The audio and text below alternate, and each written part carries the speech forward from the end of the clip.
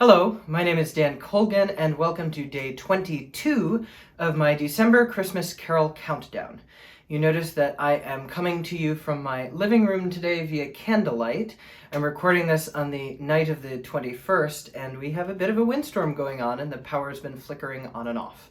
So I am here with the good old-fashioned but slightly out-of-tune acoustic piano. The carol I'd like to look at today is Away in a Manger. Although this has been referred to as Luther's cradle hymn, it is indeed not by Martin Luther.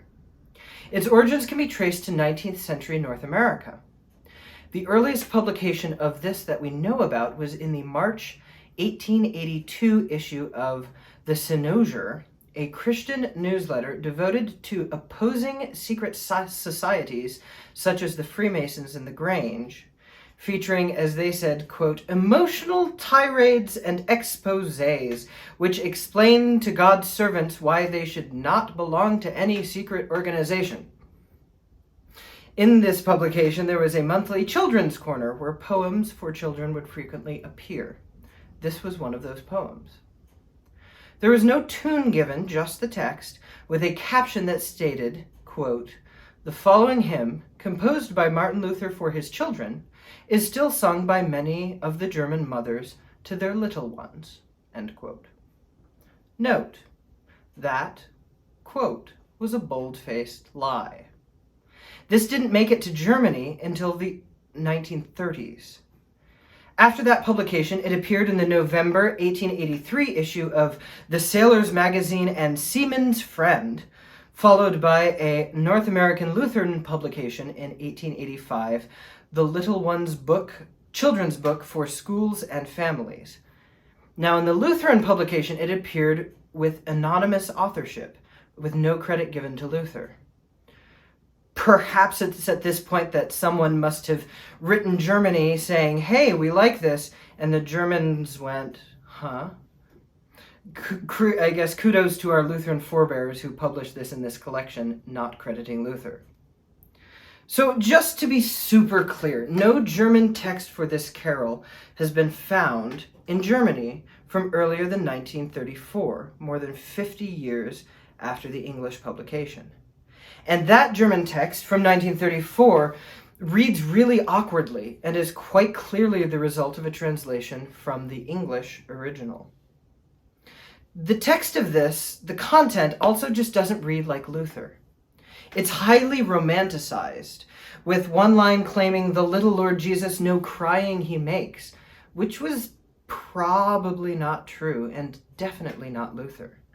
Luther wrote about how Christ was fully God and fully human, and the doctrine of this miraculous baby silence was just a bit over the line, even heretical to some, as it could be a claim that Jesus was not fully human. The overall intent of the text, though, does give the singer a chance to express our feelings of the birth of Christ, along with images of cattle lowing and the stars in the sky. But going back to Luther, he was an educator and he was a doctrinarian. We even together looked at one of those carols a few weeks back in this series.